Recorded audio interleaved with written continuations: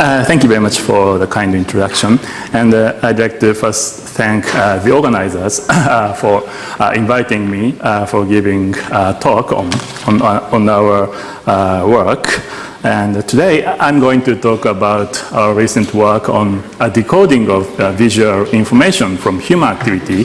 And today I'm talking about results obtained from mostly from functional MRI. Okay. So let me start with illustrating what kind of problem we are dealing with. So suppose this is inside an MRI scanner, okay, and this is a monitor, projector, the stimulus the subject is seeing, and this is the subject. And let's suppose this is brain activity, fMRI signals from this person's visual cortex. So our task is to tell what kind of image this person is looking at just by analyzing this signal. Okay. So more specifically, given this MRI signal, whether we can tell which of these orientations the person is seeing. Okay. Can anyone tell from this image? Maybe it's very difficult. Okay. Let me give you some clue. These are images measured during the person is seeing this left tilted orientation, and this is from right tilted orientation. I think even though you know where the visual cortex is, it's pretty difficult to distinguish these images. But it's from our study, it turned out it's possible to distinguish these images. So our approach was to let the computer or machine learning algorithms to learn the pattern. Okay, and this is let's assume this is some behavior or mental state parameter, and this is brain activity signals. So we collect many data. Many neural data and corresponding behavior and experimental data, and try to find the mapping between these using machine learning methods. So our approach is pretty much data-driven approach. And we applied this idea first to study, to decode visual orientation from human fMRI. So this is a stimulus, and this is brain activity measured by fMRI. And this part is a decoder, which is a machine learning algorithm, which was trained on a large data set of stimulus and behavior, stimulus and fMRI activity patterns. And then now this decoder is analyzing new data. And these are the results of outputs of the decoder for different orientations. For instance, this shows the histogram of the output of the decoder when the stimulus was horizontal. The blue line shows the distribution, and the correct answer is shown by this red curve. So as you can see, this decoder can make a very accurate prediction about the orientation the person is seeing. Okay. So you may wonder why this is possible, given that the standard fMRI signals are have very low spatial resolution. Okay. Here I'm showing a color map of orientation columns estimated from animal studies, and these 3x3 grid shows approximate size of fMRI voxels, standard fMRI voxels, which is about 3 millimeter. So as you can see, it's totally undersampling. You can never visualize the orientation columns using this coarse sampling by fMRI voxels. However, this does not necessarily mean the lack of information. If you look at for instance, if you focus on this column and plot the histogram of areas for each orientation, you find some bias. So you don't see you don't see complete averaged out signals, but there are some biases for each voxels. So some voxel prefers some horizontal orientation and others prefer vertical orientation. So even though each voxel contains very little information, by combining this small amount of information which could arise from small biases in a columnar structure, I thought it may be possible to extract information about the orientation the person is seeing. And this is a little bit inside the decoder. And this is the input to the decoder voxels. We used about 200 to 300 voxels from primary and secondary visual cortex of the human. And this shows orientation responses of randomly picked two voxels. So as you can see, both voxels show very poor orientation selectivity. However, just by going through simple linear transformation, which combines information from many voxels, we can create artificial orientation detectors, which shows very highly tuned, high peaked activity. Okay, so using this, we can make an accurate prediction about orientation. And here I'm showing a simple 1D simulation of column and voxels to give us proof of concept for the idea that orientation information can be obtained from subvoxel structure information. So here we have a completely regular column array, and this is slightly irregular columnar array, and these were sampled by large voxels. Okay, and using this voxel information, we try to decode. And here, the vertical orientation is assumed to be the correct orientation. And as you can see, if the columnar array is completely regular, you cannot decode the orientation. But just by having a small irregularity, we can readily extract information about orientation. We can make very accurate prediction about the orientation. So this simple simulation demonstrates the feasibility of the idea that we can extract subvoxel information via some random biases of the subvoxel structures. So this is still very hypothetical, and there are group of people who are against this idea, but there's a couple of groups now working on this issue and using high-resolution MRI and electrophysiological recording and showing some support for our original hypothesis. Okay. So our method was basically using some training data. We train a decoder and then test the generalization of the decoder to new stimulus. Okay. So in the step of generalization, we can add some twist to perform some very primitive form of mind reading. Okay.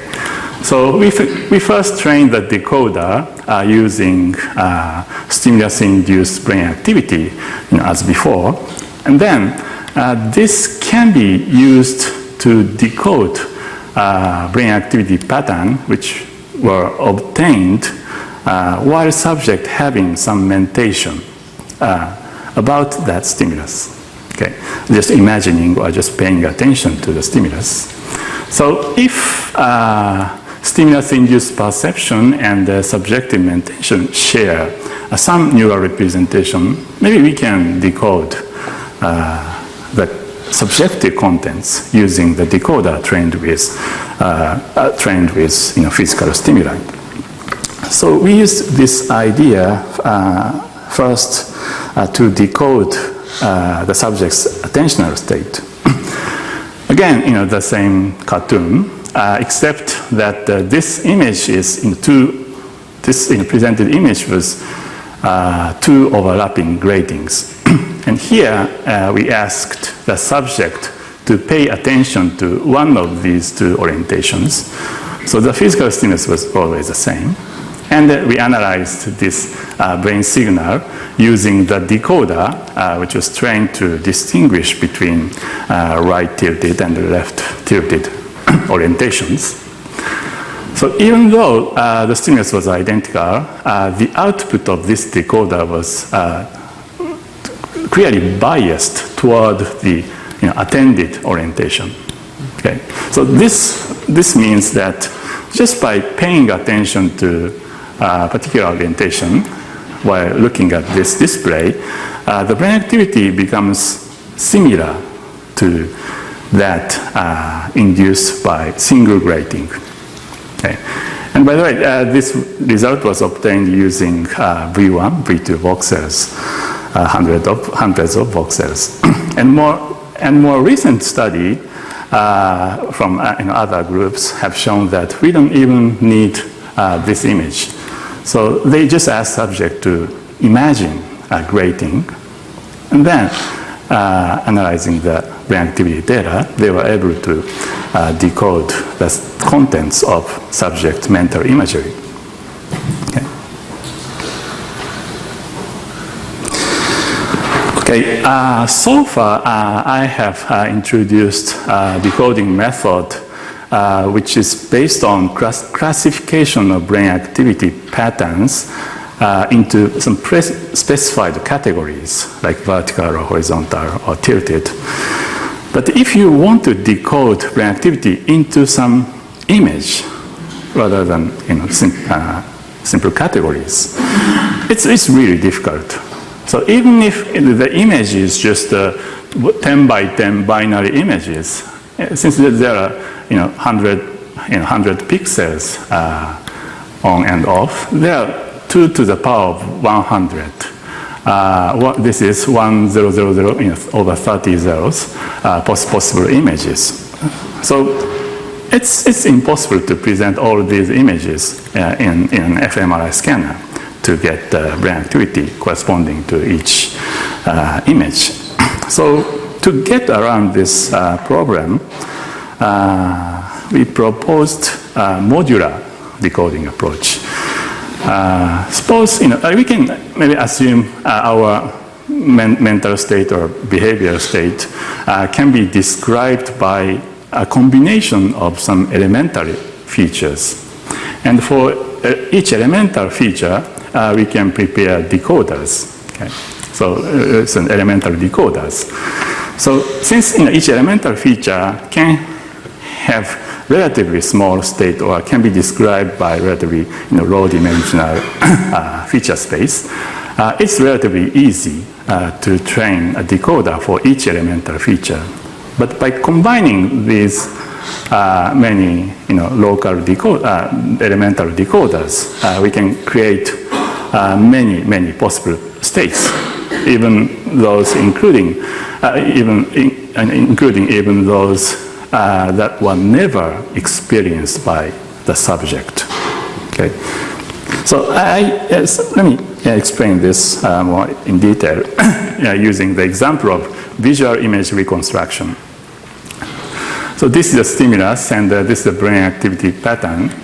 And instead of decoding this directly into this image, we divided this image into local elements, 1 by 1, 1 by 2, 2 by 1, 2 by 2. So we prepared these local image segments, which we called image bases. So we used multi-scale image bases, and we created decoders, elemental decoders for each image basis to make a prediction of the mean contrast within each image. Okay. By the way, in the actual experiment, this image was contrast defined. So this white part was flickering and having high contrast. And the output of these elemental decoders, and we can combine the output of these decoders to create the whole image. Okay.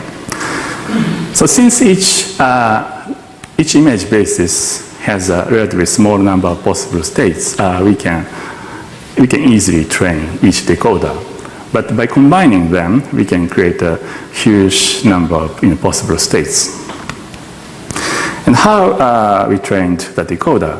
We just use random images. We have shown this random image to the subject, and within 1 hour experiment, we were able to present about 400 images. So this is a lot. This is, for the subject, this is really boring in a long experiment. But 400 is still just a tiny, tiny fraction of all possible images of 2 to the power of 100. And we tested the decoder trained with these, using the data from this experiment, using these images, which are not used for the training of the decoder. Okay. And this is a result. These are the presented image, the contrast of presented images, and these are almost all the results, all the reconstruction results from one subject. The top is the best, this is the bottom was worst. Okay. And I think you can recognize the basic shapes of this original presented image. Okay. Again, this is some averaged reconstruction, and here I'm showing volume by volume reconstruction. So brain activity was measured every 2 seconds using functional MRI, and this is a presented stimulus, and this is a reconstructed image from single volume, from single brain image. And by the way, these reconstructions were obtained from block averaged brain activity, which was acquired during 12-second block. But this is acquired every 2 seconds. So even though this brain activity was measured during very short period, the basic shapes still, can be recognized, I think. And there's some delay, for the reconstruction, but this is simply due to hemodynamic response delay. So this model, in theory, can make prediction of any arbitrary image, but the reconstructions were noisy. So we wanted to quantify effectively how many different images can be distinguished. To do that, we randomly generated candidate brain activity. We randomly generated random candidate images, okay, except one correct response. And using a reconstructed image, we measured the distance, Euclidean distance between reconstructed image and each of the candidate images, and found the image with the shortest distance. And we tested whether the reconstructed image can correctly identify the right image. Okay, and this is x-axis is the number of candidate images. This is % correct. And there are several lines, but let's focus on this top line and this part. So with 10,000 candidate images, the reconstructed image can identify the correct image with accuracy over 95%. Okay, and by extrapolating this curve, we can estimate how many images can be distinguished with accuracy of 10%. And it turned out to be about 10 to the power of 11 to 13. So this is a huge number of possible images, and this is big, a big step from the classification between just two possible images or just several images. Okay. But somehow coincidentally, in year 2008, there were two other papers which also showed method to make a prediction of arbitrary, many types of stimulus. One from Jack Gallan's lab, the other from the Tom Mitchell's lab, but their model was basically encoding model. So the model accept arbitrary stimulus like natural image or word stimulus, and then make a prediction of what brain activity is generated. And this model can be used for the purpose of decoding, okay, by creating some database. So using this model, you can create a database for the pair of stimulus and estimated brain activity. And given measured brain activity, you just look for the closest estimated brain activity and then go back to the stimulus. So this is how the decoding works using this encode model. Okay. So, but this method has advantage in interpretability. So this encode model can be regarded as a model of neural processing. And so this has a great interpretability. But in terms of decoding, our originally the decode model is more straightforward. Our model just accepts the brain activity pattern, and it generates visual image, arbitrary visual images. So I'm not so interested in contrasting these two aspects, but rather more interested in integrating these aspects. And we are now working on several models which incorporate both encoding and decoding aspect. Okay, so this is one of the example. And so since I don't have much time, yeah, so I'll quickly skip this part. But this model allows us to automatically estimate the shape of image bases. In our previous model, image bases were predefined by us. But this model allows us to automatically extract the shape of image bases. And this model extracted image bases using our previous model, but also those that were not used in our previous model. So this model is not only useful for image reconstruction, but I think this is useful for extracting modules of our complex mental or behavioral states. Okay, so let me skip several slides, and I just finally mention another type of prediction model we are working on. So this is not prediction of behavior or mind. This is prediction of brain activity of another person from one person's brain activity. So here we just presented exactly identical sequence of random images to two subjects. And we made a multivariate prediction model of one person's brain activity, one person's single voxel using multiple voxels from another person. Okay, so we can train the prediction model this way or this way using this data,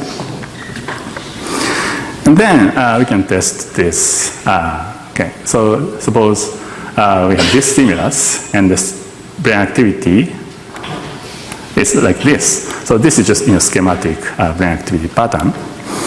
And using the model, we can make a prediction of the brain activity for another person. Okay, and this is again schematic pattern. And using this, we can make a reconstructed image using the model trained within this subject. So this is actual reconstruction. So even though this is just using predicted brain activity using another person's brain activity, we can nicely reconstruct the basic shape of the image. So in human neuroimaging, people often use standard brain on which we morph individual brain structure based on anatomical landmarks. But this method allows us to find mapping across subject based on functional aspect, functional activity.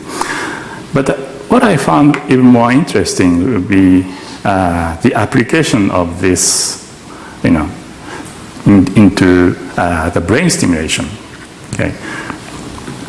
So this may be used to transfer thoughts or images. Okay. So suppose this person is just imagining this image.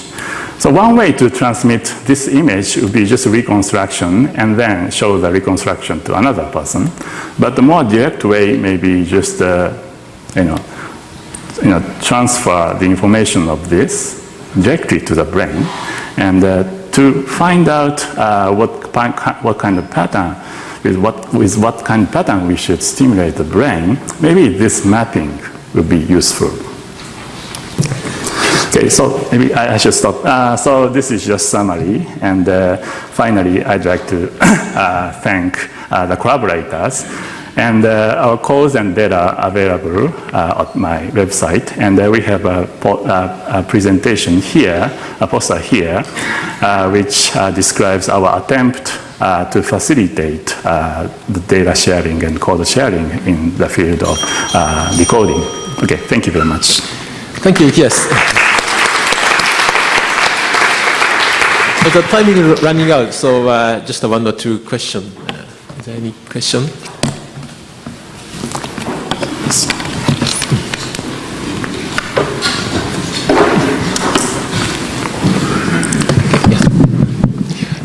Thanks for this interesting talk. So I was wondering, in this, I think it was this NIPS paper where you reconstructed the image basis with CCA. It looked like the image basis was kind of sparse. Did you use some sparseness constraint? Yeah, exactly. That's the main point of the model. And we assume sparseness in the model. So we use a sparse canonical correlation analysis. Yeah. In the beginning you mentioned that for the gratings it was sufficient if the subject only imagined the grating. Does the same apply to images? Was it enough if your subject just imagined an image and you were able to decode it after training? Yeah, so far we are not successful. Yeah, we've been trying, but so far classifying images into just like a vertical or horizontal, or X versus O, something like that has been successful, but so far not successful to reconstruct image from brain activity during imagery. Okay. Okay, so there may be some other questions, but let's do the rest of the discussion during a panel discussion time. Okay, thank you very much, Yukiyasu.